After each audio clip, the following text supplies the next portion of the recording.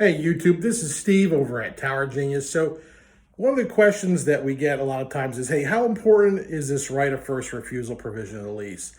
And, what does it mean?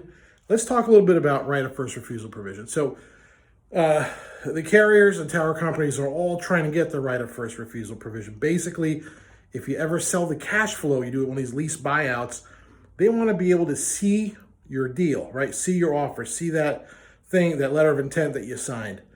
And they want the right to match the offer. Well, it doesn't sound like a big deal, right? Well, baloney, right? It is a very, very big deal because, they just assume that you're going to give them a right of first refusal, right? In a lease negotiation. That thing is worth, tens of thousands of dollars. And here's why. Recently a Tower Genius client has gone to sell their cash flow, right?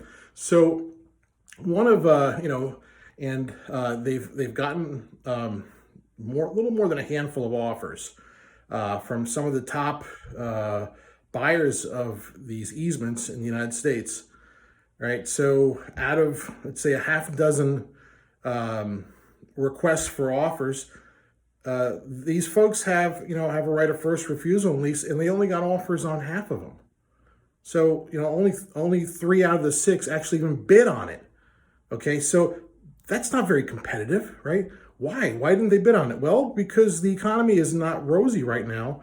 The lease buyout industry has the jitters, and these companies aren't going to fight over these deals, right? They're not going to put the effort and time into this if they know that XYZ company is just going to match that offer. Why would they break their backs and fight over something that they're probably not going to get anyway, right? So what does that do? Well, it lowers the value. It's creating an artificial market for these companies. Like the tower companies and carriers love the right of first refusal provision. But if you're a property owner, hell, you don't want one of those in your lease. No way. On a new cell site, a lot of these carriers will walk. If they have other properties available, they are going to try to get the right of first refusal whenever they can. Depending on the negotiation, sometimes you actually have to give it up. We recommend not doing that. We actually have, hybrid language that we recommend to property owners and their attorneys that works for everybody, right? And you can ask us about that, sending us a contact form or calling us at 888-313-9750, towergenius.com.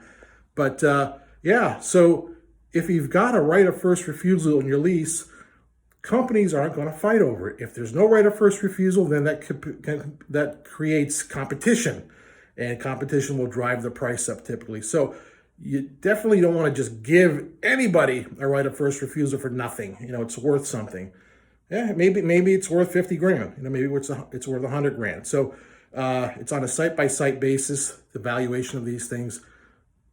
Don't just give out a right of first refusal. And the other thing in these rent reduction letters, they're always asking for it, and you got to watch these offers very closely.